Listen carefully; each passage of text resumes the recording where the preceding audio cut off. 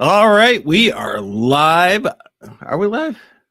Technically, I'm alive. I don't know about you, Jim. Yeah, no, I think we're live. Let's go. But we are back from Magic Live. We are. Speaking of being live, We apologize for the rough podcast while we were at Magic Live. I'm sure that was probably a little bit difficult to endure. it was, but we will talk about that when we get back. Rough Edge FM. Irritatingly irresistible internet radio at roughedgefm.com. Welcome to Magic Talk, the ultimate backstage pass to the world of magic. We dive deep into the art, the craft, and the business behind the illusion. If it's magic, we talk about it. Sometimes. And now, your hosts, master of misdirection and dad jokes, magician James Lantine, purveyor of magical oddities and unpaid family labor, magic shop owner Joshua Lantine, and straight from a suspiciously nearby park bench, the one, the only, Gregory Alexander. All right, I really dig that. Yeah, it's cool, man. I like it. So anyways, we are back from Magic Live. Josh is not here because he is playing A loser? No, I'm just kidding. He's playing golf with the brother. Yeah, I mean that does constitute being a loser. I mean, if he's not here, he's a loser. Let's just be real. It's just the nature of the business. I know. And but no, he's off playing golf with my my youngest son, who is going to college in July. He's already been in college, but he's going to a 4-year university now. Let's go. And That's he'll be amazing. staying there, and I understand there's a weed shop that's not too far from there. Yeah, mine. So We're gonna get him hooked. we'll get him. Yeah, teach him how to get high. Anyway, yeah. So Magic Live was a little chaotic. But fun. Always. Yeah, it's funny because I've had a few comments about Porter and Porter. Is that right? Yeah. Oh, that's awesome. What are the comments? I want to hear.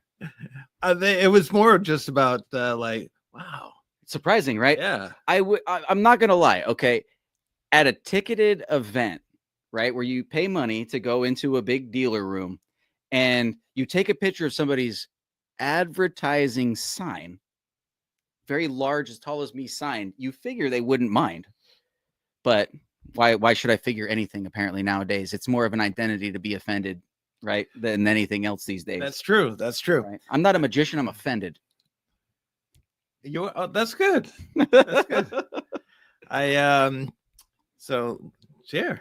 Look at that. Oh, am I this one now? You are that one now. Cool.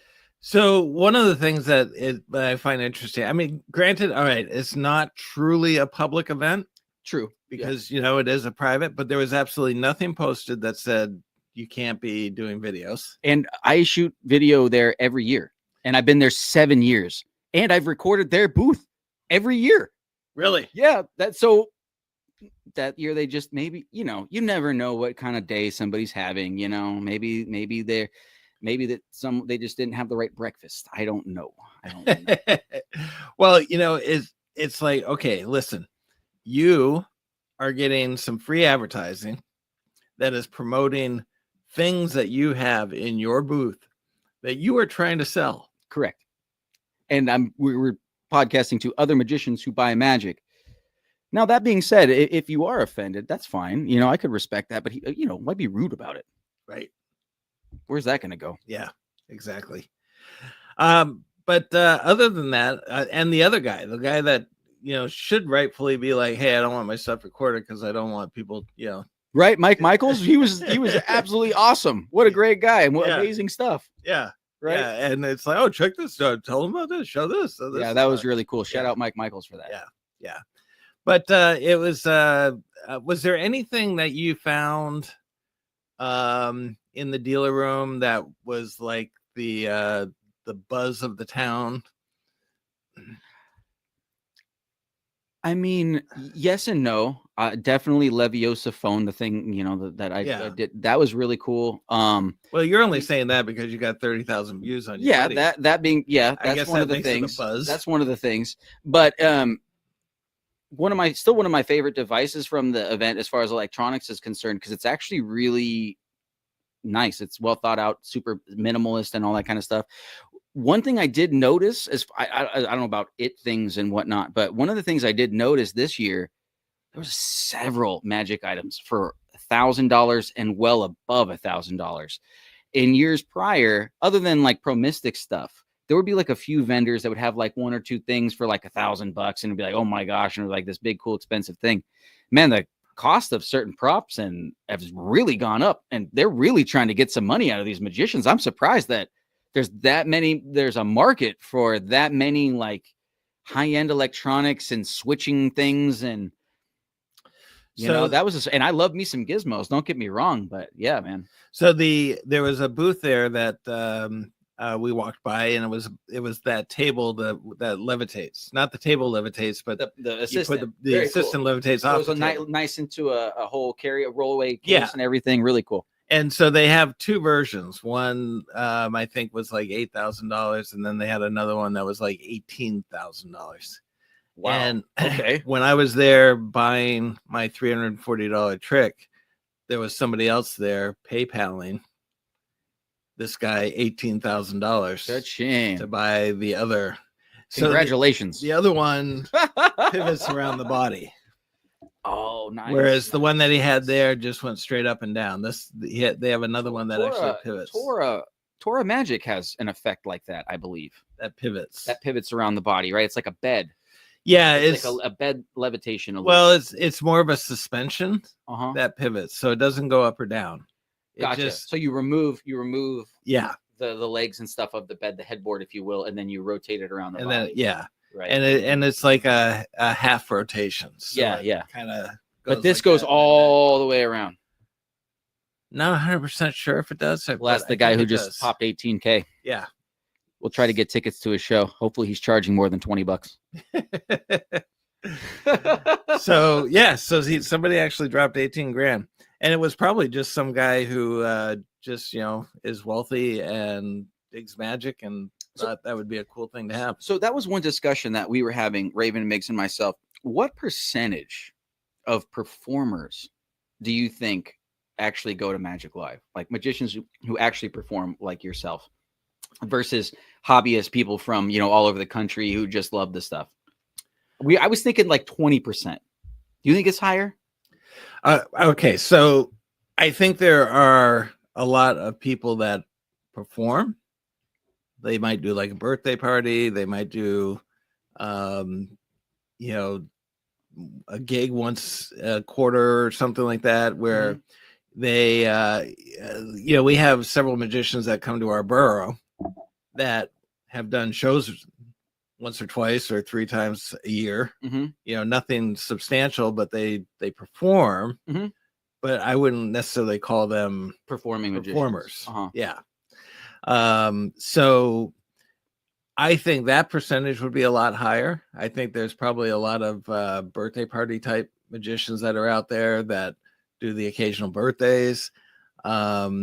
People that are doing it regularly and are actually performing magicians, I would probably agree with you, maybe 15 to 20%. Yeah, right on. It's just an interesting thing to think about, because of all like certain common things that you hear in the magic world, like, oh man, another low sander table, and we're in a place where there's so many magicians, and of those so many magicians, such a small amount are actually performing. I find it funny, Yeah. When we have those kind of cliche things to say, oh, another professor's nightmare or whatever. It's like half of these dudes have never even had a chance to perform, let alone see as much live magic as we do, because we're so close to the castle. Right. Right. And I think living as close as we are to the castle and being exposed to magic the way we are in Southern California is an entirely different mentality and mindset than anywhere else in the country. 100%. So yeah, I agree with that. I mean, even living near the castle, but just not being involved in it. Prior to when I first went to my first Magic Live, I was just a closet magician. Always loved magic. I had one or two friends along the way that did magic as well. But going to Magic Live was just such a large injection of the magic community, man. I would just absolutely, the first few, I couldn't wait to go back. Like I would get like depressed after I left, because it was just so cool to be in that community and just so immersed in it, and I wanted to be in it so bad. Luckily, this time coming back home after being a magician member at the castle for almost a full year is a lot different. Luckily, Yeah. now I'm like, oh yeah, I could see what Raven and Migs have been saying. Like, oh, we don't need to go all the time because we have the castle, and I'm luckily starting to feel that way. Though I feel I'll go every year if I can. Still. Well, and I had to leave early because I had a gig that night, and so I missed the one show that everybody was like, "Oh, you should have seen." That was actually good. Yeah. So yeah, the shows tend to be hit and miss. the lectures are hard because some of the lectures are them just giving you a marketing pitch trying to sell their stuff. Mm-hmm. Other lectures are actually informative and provide you with some good insight, and then other lectures it's like, why is that even here? Mm-hmm. I very much believe that if you are going to a lecture, if you're paying to go, which in a sense you are paying to go to these lectures because that's part of what the ticket. That it should be about providing useful and relevant information, and not just be about, hey, come buy my stuff, or oh, this is in my book, you can buy my book. There's that, and then you also get the opposite where you're like, you got some dude who's like, oh, this is a bunch of magicians, so I need to really come up with some like really crazy good stuff. And half the time I'm like, like half the people in this room don't even understand what you're saying right now, and you're just blowing past this stuff as if they all understand it, and they don't. I can tell. I'm looking crickets. Yeah, and it's like it doesn't need to be the most amazing thing or like blow magicians away. It just has to be digestible and usable. So I've been working on my lecture for Magic Mentor. Cool. And one of the things, as I'm putting it together, I want to make sure that when they leave that lecture, whether they bought the book or anything else, that they have the entire concept down and the ability to be able to enact or put it into operation. Because they came to the lecture, they learned how to do it. And, it's not about, well, I'm going to feed you, but if you're going to, in order for you to take anything home in a doggy bag, that doggy bag has to contain my book. Otherwise, you don't have the entire formula to be able to move forward. And so I believe that if you're doing a lecture, they should have the formula. I agree with that. So I agree with that. There was one thing that I found interesting. The woman who did the costuming, who was talking about the costuming, the thing that I found interesting about it was, so I do a lot with the city of Santa Paula and the police department, and they have canines. I believe they have 2 canines in Santa Paula. Those dogs are so incredibly friendly. They'll lick you to death if you go to an event and stuff, and the dog, they're running around, they're playing with toys, they're jumping on, they want, pet me, all this kind of stuff. And you're thinking, how is it that this dog knows when to rip somebody's arm off versus give him a lick, And so I was talking with one of the officers, and he said when the vest goes on, that is an entirely different dog. Don't go near him. Don't approach him. He is on guard, and he's ready working. to tear you apart. He's on duty. Yeah. And it's the simple action of putting the vest on. When the vest comes off, he knows that's not in play anymore.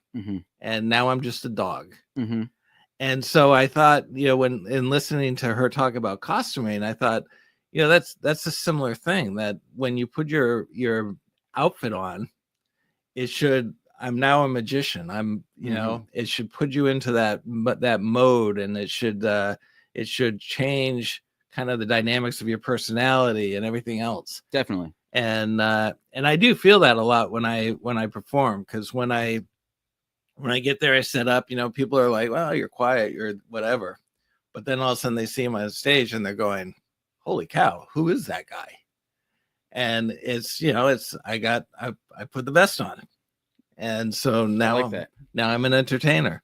So that kind of resonated with me when we were talking, and how to kind of keep, even if you're wearing like regular street clothes as part of your outfit, those clothes should be reserved for your performance. Not that tomorrow you're going to come out in the same jeans and the same shirt. And there's be Joe Schmo. Yeah. It's your superhero outfit. Yeah. Yeah. I like that. Yeah. Very cool. So I took that out of it. What was the other lecture? The dude who was paralyzed from trying to do an AGT act. I really enjoyed his lecture and his attitude of dealing with what was dealt with to him, and not being resentful about it. And still, I mean, he seemed like a great guy, great personality. And I found his lecture to be very entertaining and informative. The funny thing is, though, do you remember what the lecture was about? Yeah, making things improbable, not impossible. Right.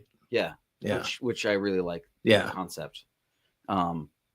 Because if it seems absolutely impossible, then there must be some logical conclusion on how it could be done, even though I don't quite know. It's, right. I didn't see him do something, but I know he did something.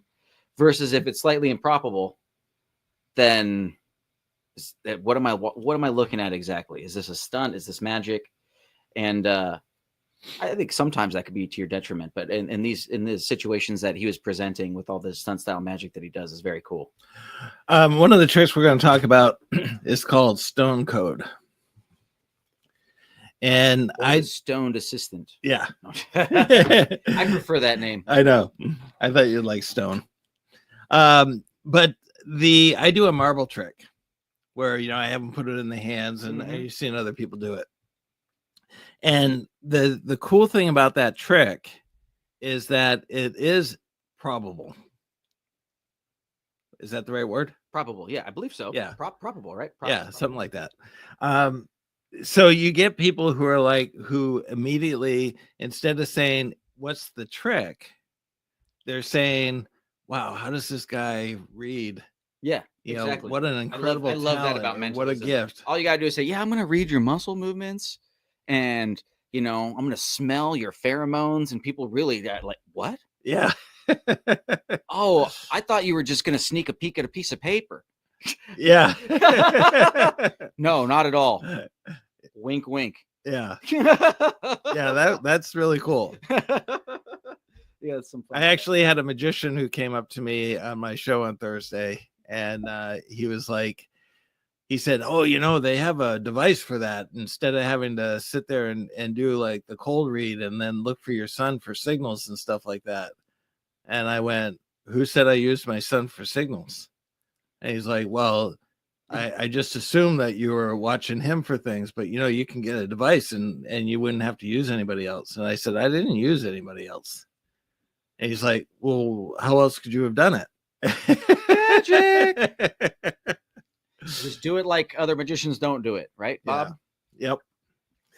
So anyways, that was pretty cool. So why don't we do our little let's see, do I have my does it suck or whatever video, or I don't know.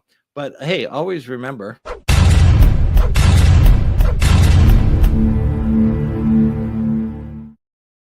that's right, like, comment, and subscribe. But so do we have the I wonder if this is it good? Should I buy it? Does it suck? Did I get ripped off? Is it more of a craft project than a magic trick? These questions and more answered now on the Magic Item of the Week here on Magic Talk.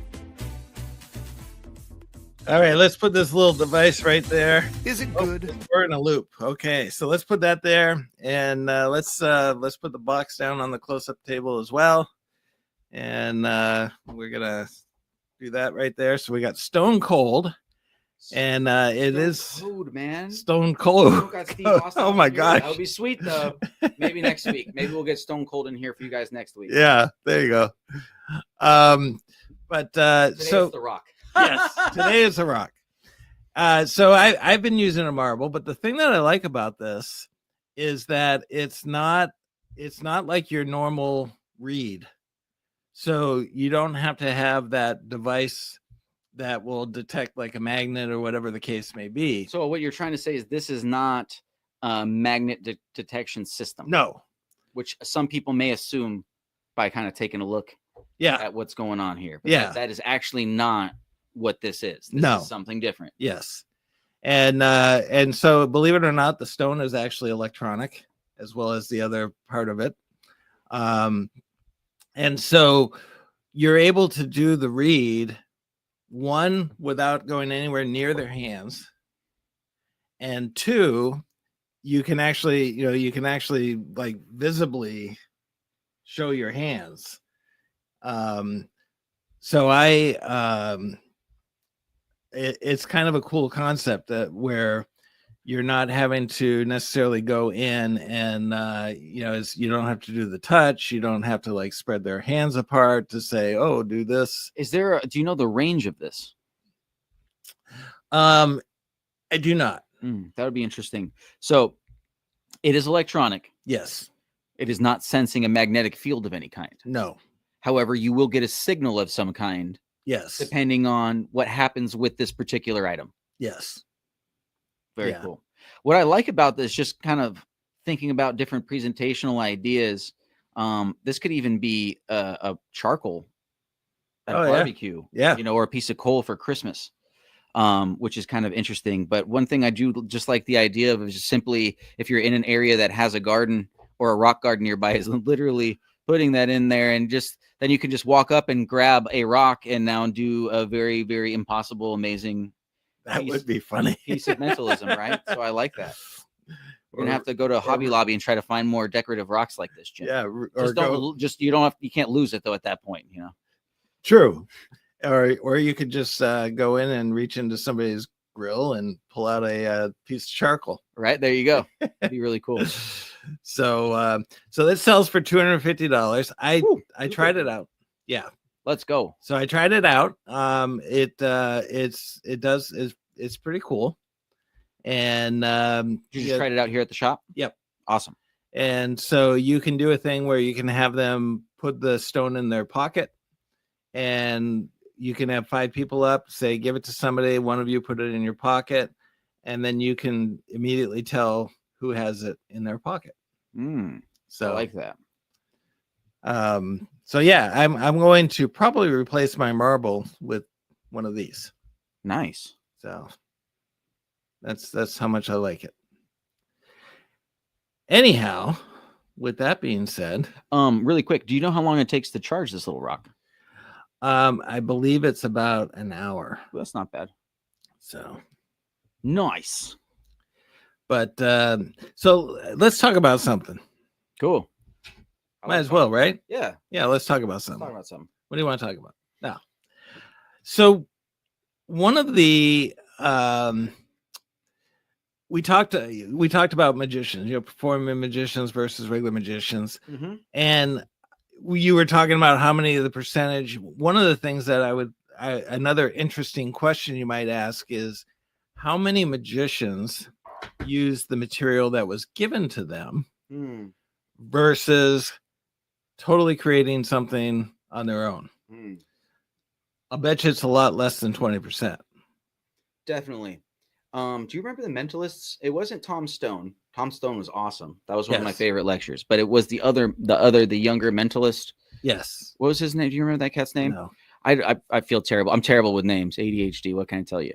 His lecture was really good. That was one of the takeaways from the whole show. It wasn't some profound thing, honestly.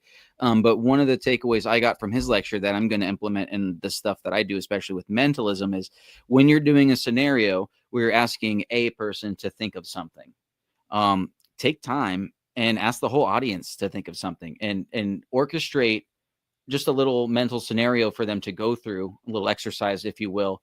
If it's a piece of food, have them think of their favorite food and what it might taste like and all this, because now it's an easy layup to engage the entire audience in the moment of what you're going on. And in this moment, you're not asking them to watch a magic show and maintain focus. Now they're a part of that magic show, even if they're not going to be a part of that routine. And then you can just ask, now would anybody like to share that experience with the rest of them. And then you have them come up on stage, and now you have your 2 volunteers that you're just going to have them think of anything anyways. But now the entire audience got a moment there to enjoy and be a part of. And that's definitely, I didn't see that lecture. That was good. Oh yeah. That was that really, for some reason, every Magic Live, something sticks out. Or kind of just, and I don't choose. It's just, but that was one of them that anytime I'm trying to do anything with mentalism or whatever, that's like gold right there. I feel like. And I'm a strong advocate for mental magic. I find mental magic to be far more entertaining personally than straight out mentalism. And that's just my personal preference. But I feel like mentalism is starting to become like almost like a negative connotation for bad mental magic, right? But because for me, I understand the debate between mental magic and mentalism, but for me, if it's presented well, whether it's mentalism or mental magic, it should seem magical, right? And if it's not, maybe it's seeming too impossible. Maybe you should make it slightly more improbable, right? Or maybe it's not landing well because your audience is bored. So engage your audience prior to doing the reveal. Maybe they'll all perk up and give you a better round of applause. I don't know. Yeah, it's for whatever reason, the ones that try to come off as like true mentalists, gurus and whatnots. Yeah, I find like there's not a lot of personality per se. Well, that's because very if they're dry and very look, Jim, if they're pretending like they can really do magic, it's because they're lacking in personality. Oh, right? I would imagine, right? If they were an interesting person, they wouldn't have to fake being interesting. They would just be interesting. Yeah. Right? Poor souls, Poor unfortunate souls. We're doing Little Mermaid. Oh, shit, gotcha. Yeah, that's funny. Are you guys really? Yeah. Oh, cool, man. Yeah. So, all right. So going on that, we were talking about how the percentage is probably much lower. I think for a normal magician who's going out and doing the occasional gig and booking the occasional birthday party and doing all that kind of stuff, performing the same trick the same way, just taking something out of the box and doing it verbatim, to me, it's totally fine. They you got to fake it till you make it, baby. Well, yeah, and the kids don't care. They're not, they just want stuff that's going to be happy and engaging and fun and silly. And it's probably their first magic show. Yeah. So they've never seen these tricks before. No. In fact, they may see someone else do it later and then go, hey, you're doing the same stuff that other guy that I saw do it. They're going to think that you came up with it yourself. Yeah. Right. What's funny, actually, that happened with me. So, Steve Boyle. Yeah. And he's got his kids are really awesome.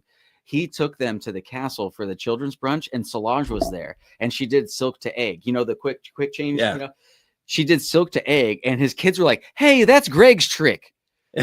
They've seen me do silk to egg so many times. They're like, we like his better. I'm like, oh my god, that's so funny. Wow, that's so funny though. You know what I mean? They're like, hey, but I'm like, no, that's not my trick. I hate to break it to you. I would love it if it was my trick, not my trick. Yeah, but there's, and then there's the magicians that will, like for example, Justin will.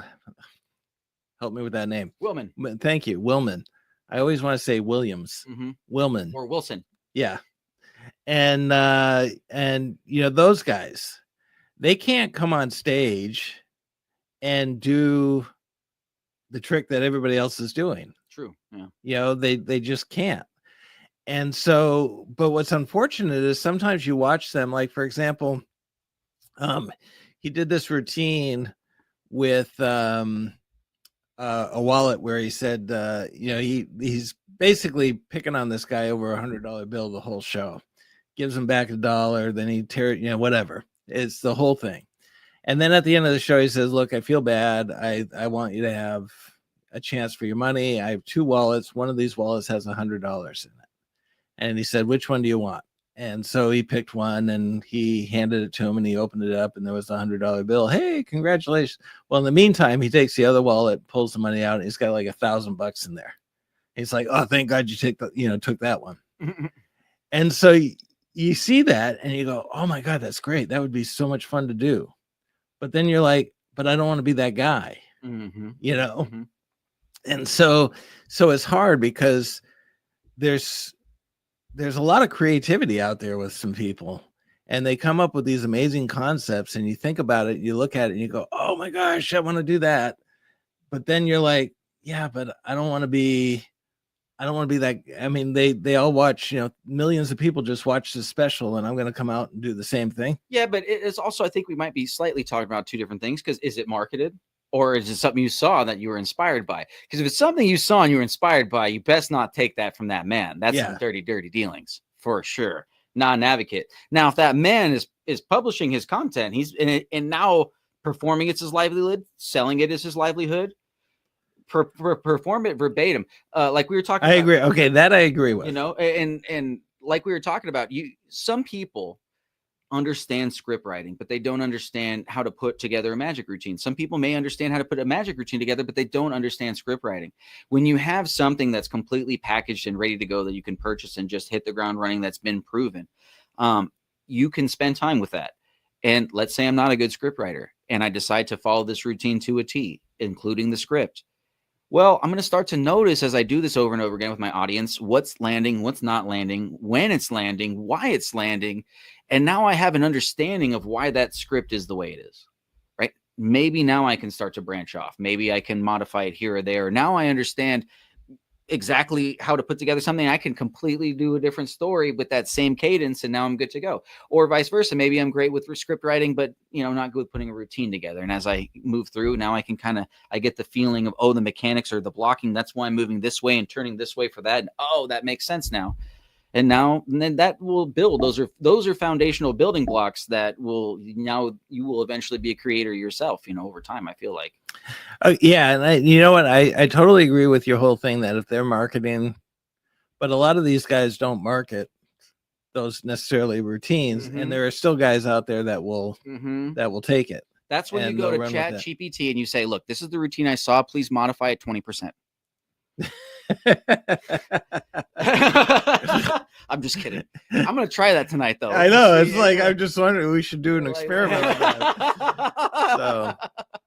So, but I have right now, I've been refining my opening routine, which I'm really starting to like. So I go in and I'm in my PJs. I don't have the PJs working yet. I'm still working on that part. But I go in where, you mean like the self tear away PJs, like Magic Mike style. Yeah.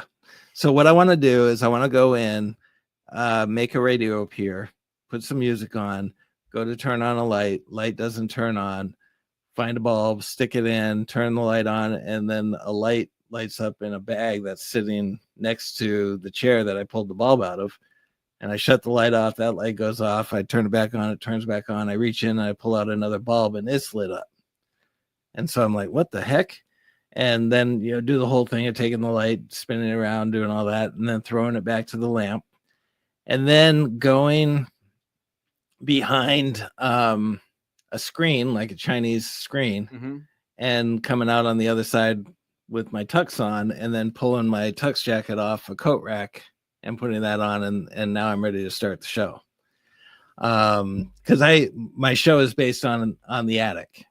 Where memories are stored but seldom visited. I love that. And so but in this show that I did Thursday, I talked about how, so I did most of that routine with the exception of the quick change. And I said, what? I was inspired by three magicians, Harry Blackstone Jr., Doug Henning, David Copperfield. And I read at one point when I was a little kid that one of those magicians used to have a briefcase that was constantly packed with magic to be able to put on a show at a moment's notice. And he always kept that briefcase at the door. And so if he got a phone call, he could run out, grab the briefcase, and he could do a 45-minute show with everything that had in the briefcase. So that inspired me. So I stole one of my dad's briefcases and I pull out the briefcase. And so I wanted to do the same thing. So I packed a 45-minute show inside this briefcase and open it up. And then, of course, the bowling balls. And so what I do is I go, oh, crap. I took my dad's bowling case. He's going to be pissed. And then I dropped the bowling ball. Well, we're going to add to that now where there's other items that come out of it. Awesome. And so one of the things, so after I do that, then I say, a lot of people ask how I got started in magic. My dad was an escape artist. I mean, how cool is that to have a dad that's an escape artist? I'm going to open up the briefcase and pull the shackles out of the briefcase. Nice. And say, at least that's what my mom told me when I found these. So these are all like regular routines or regular tricks. There's nothing like I didn't invent the bowling ball. Mm-hmm. I didn't invent the shackles, Mm-hmm. but the concept and the way that I present them is unique to me. Absolutely. They are your paintbrush. Yes. The stage is your canvas. Wow. You are the artiste. Oh my God. Absolutely. That's beautiful. It is beautiful. Right? Our paintbrushes and paints are so much cooler than actual paint and brushes. Are you kidding me? A bowling ball that comes out of a suitcase, fire from your hands. Like how come more people aren't doing this stuff, you know? Yeah. Yeah, exactly. So I do like your theory on that though. That Thanks, man. if they do. And one of the things that I'm finding is that there are tricks that are coming out now that don't give you like performing rights for TV. Mm-hmm. And there was actually Which one is kind of complimentary, right? Like they're basically saying they know I'm going to be on TV. I'm like, oh, that's so nice to know that. I guess I'll have to email you when the time comes. Yeah. The other thing is that we had one effect that we were carrying that they didn't give you performance rights at all. What do you mean? It was it was more of a, hey, if you want to know how I did this, this is how the trick worked, but you can't perform it. I would just say, well, enjoy your secret, sir. Yes, exactly. Ooh, it must be so good. Yeah, that one was like, are you serious? Well, I just bought this thing and I can't actually perform it to anyone. So Are you allowed to share what trick that is? I'm curious. It was one of Shin Lim's. What a loser. And No, it I'm was just the views and the expressions, the views and the expressions presented by Gregory Alexander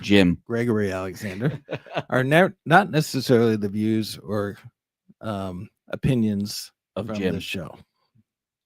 That's right.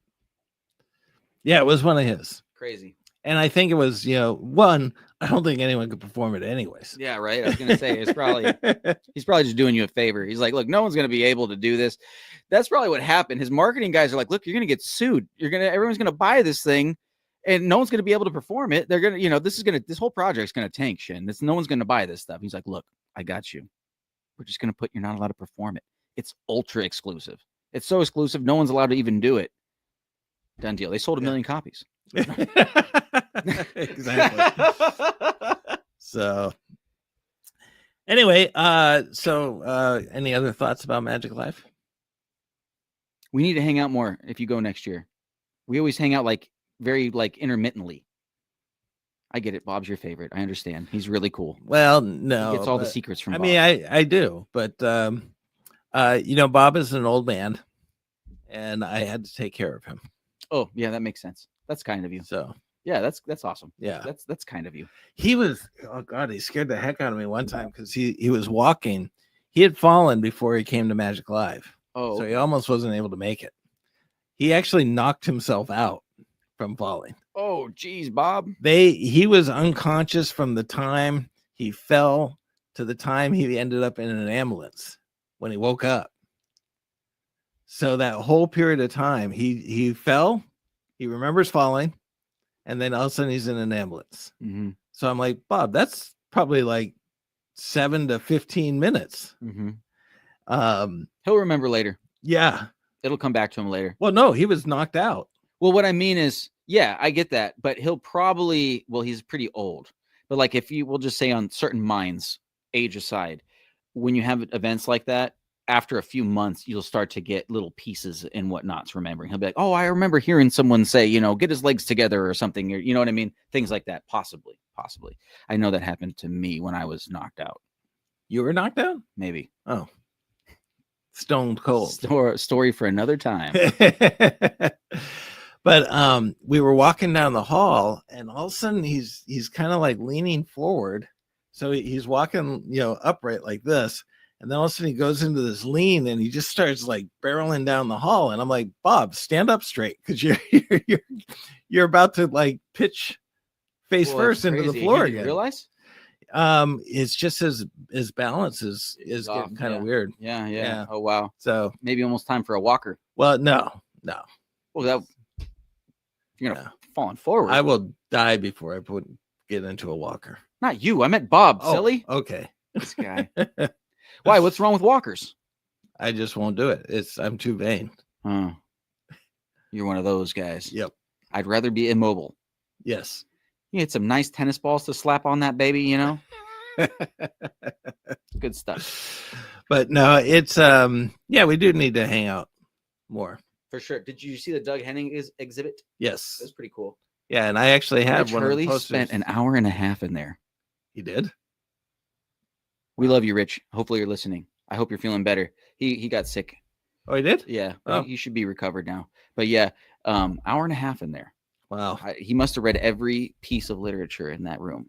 But it was really cool. Well, he was inspired. Absolutely. And as you should be. I mean, it's all historical stuff in there. You may as well take the time to appreciate it, Yeah, there were a couple of things I took out of that. One, you weren't supposed to take anything, Jim. You were supposed to look at that stuff. Oh my gosh. That was not. Oh no. Oh, really? Is that what all that commotion was? I saw security. Man. People were running around like crazy. Is that what you got that butterfly outfit that you were wearing earlier? Yeah. Oh, geez. I thought it was cool. It didn't fit though. No, it's all ripped up now. So the costumes were kind of, it's funny because you see things on TV and you're going like, wow. What a gorgeous product. And then you look at it close up and you're going, that needs a paint job. Oh, big time. It is magic after all. It's not as glamorous as it may seem. But the costumes were kind of cheaply made and they were very short. I didn't realize how short he was. Yeah, he was a tiny guy, huh? Yeah. Yeah, that's why his magic had to be bigger than life. And that's why he was able to do so much of it, because he's so tiny. Yeah. No, that's one of the reasons why I want to get V into box jumping, dude. I want to put together a stage show because I'm not very tall. I'm literally, she could put on some heels and we're almost a similar height. There's a lot of stuff we can do. Some old school box jumping stuff, I think. Well, I got that suspended shadow box that I was telling you about. A suspended one? Yeah.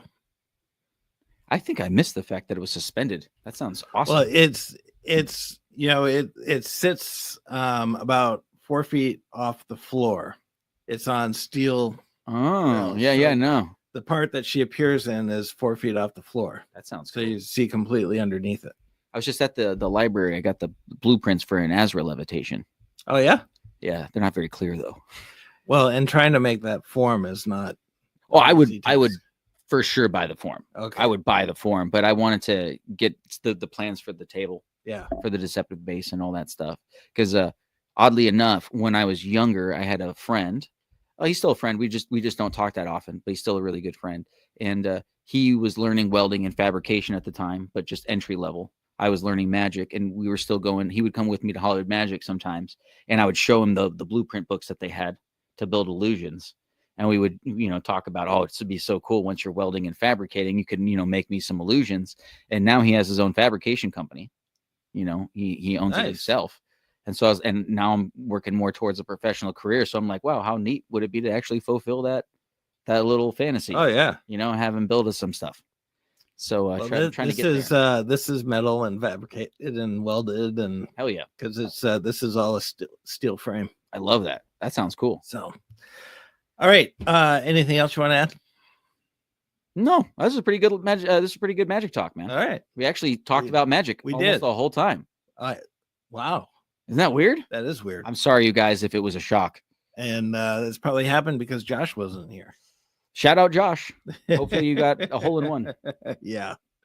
If he does, I would be pissed. Oh, would you? Yeah. I've been golfing since I was 18 years old. Never got one hole in one? Never. Well, you got to get a little better, I guess. Yeah. Never. Anyways, that is the show.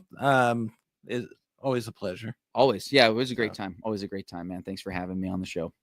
And look for some really big and exciting things coming down the pike. Heck yeah. No doubt. We're So going to finish this year strong. That's right. This has been a Rough Edge Studios production.